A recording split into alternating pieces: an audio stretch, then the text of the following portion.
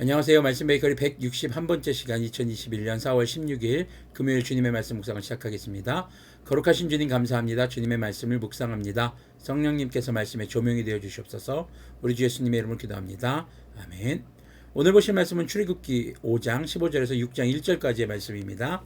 이스라엘 자손의 작업반장들이 바로에게 가서 호소하였다. 어찌하여 저희 종들에게 이렇게 하십니까?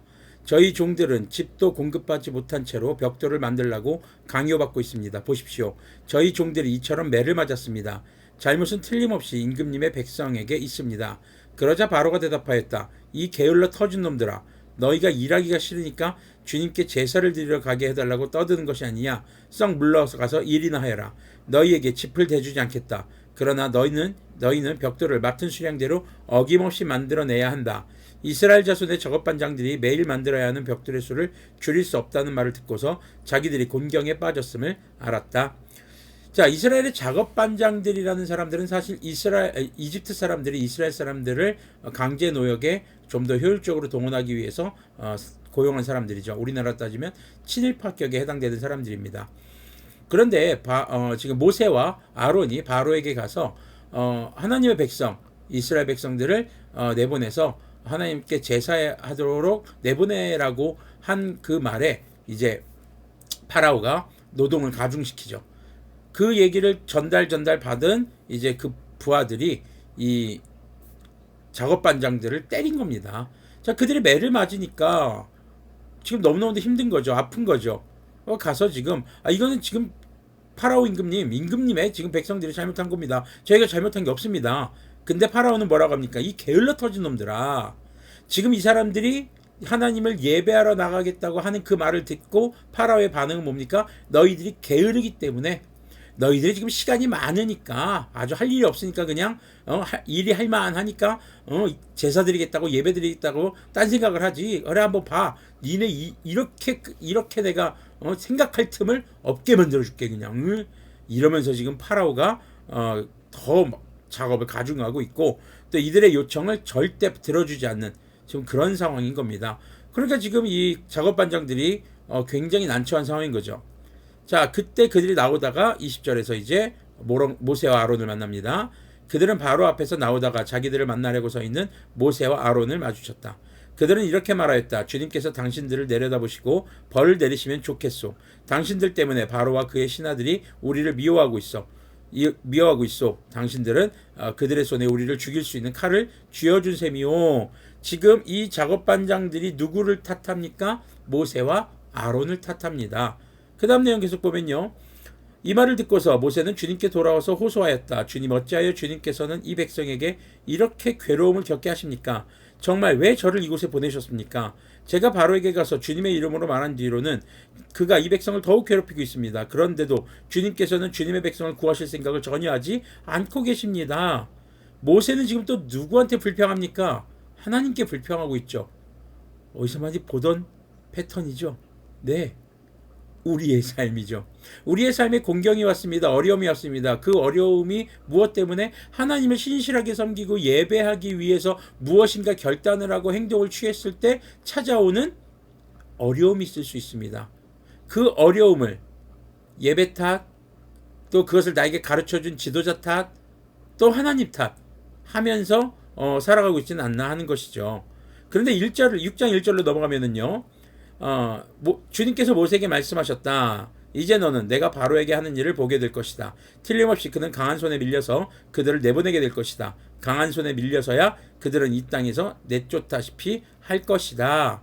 자, 하나님의 의도가 지금 나옵니다. 강한 손에 밀려서, 한마디로 바로가 직접 그냥 그래 알았어 너희들에게 내가 자비를 베풀게 나가. 그러면은 파라오가 자비로운 왕이 될 수도 있겠죠. 하나님은요, 지금 당시 이집트 집권 세력들의 포악함과 잔인함을 아셨기 때문에 그들은 그런 평가를 받게 내버려 둘 수가 없었던 것이죠.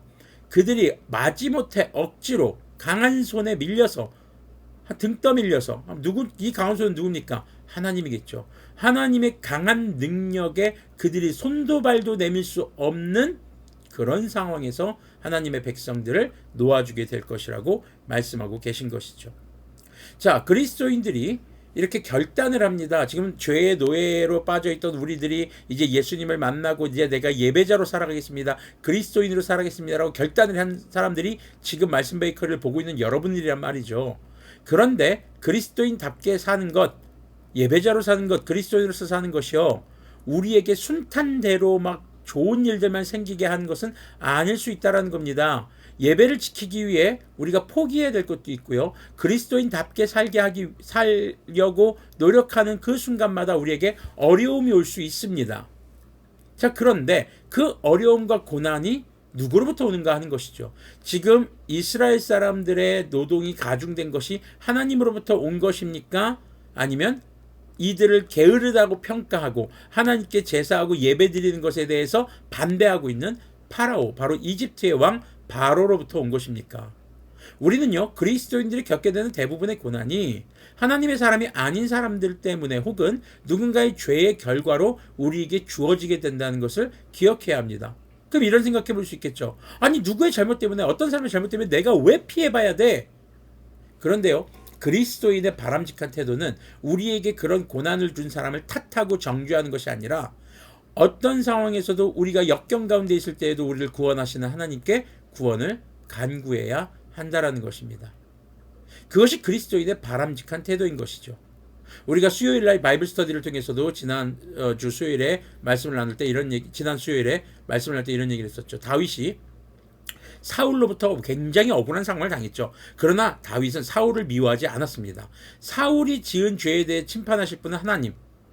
사울 때문에 겪게 되는 고난이었지만 다윗은 자신이 겪는 고난을 하나님께 구원해달라고 요청하고, 그리고 구원받고 나서 하나님의 구원을 감사하고 찬양하는 것이죠. 그리고 또 사울이 죽었다는 얘기를 듣고 진심으로 슬퍼하는 모습을 보였던 것을 우리는 기억할 수 있습니다. 이처럼 그리스도인의 고난은 하나님으로부터 비롯된 것이 아니라 누군가의 죄, 어떤 잘못된 행동들의 결과로 그리스도인이 힘들어질 수도 있고, 또 우리의 믿음의 결단을 싫어하는 악한 영들이 우리의 믿음의 결단을 방해하기 위해서 여러 가지 어려운 상황들을 우리에게 펼쳐줄 수 있다는 겁니다. 이때 우리가 첫 번째로는 우리가 겪는 고난을 하나님 탓하지 않아야겠습니다. 두 번째, 하나님께서는 우리에게 고난을 주시는 분이 아니라 악한 영들과 혹은 악한 자들의 죄 때문에 겪는 고난 속에서 우리를 구원해 주시는 분임을 기억해야 합니다.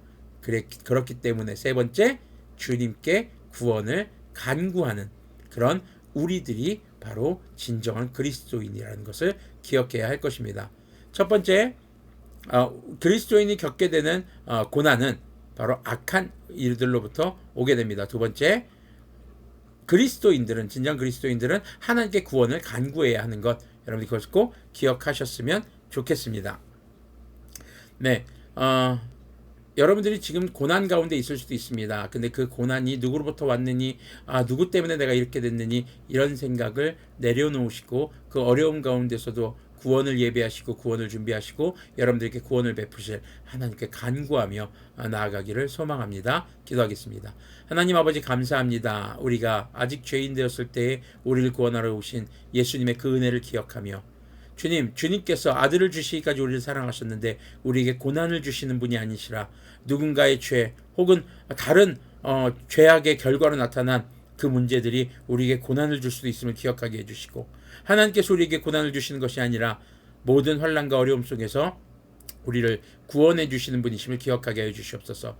다만 우리가 바라는 구원의 속도와 주님께서 베푸시는 구원의 속도가 다를 수 있음을 인지하고 우리가 주님의 때를 또 기도하며 끝까지 믿음을 지키며 기다리는 우리들이 되도록 긍휼을 베풀어 주시옵소서. 우리 주 예수님의 이름으로 기도합니다. 아멘. 네, 여러분들의 속도를 하나님께 강요하시기보다는 하나님의 속도에 우리가 순응해가는 그런 그리스도인들이 되기를 소망합니다.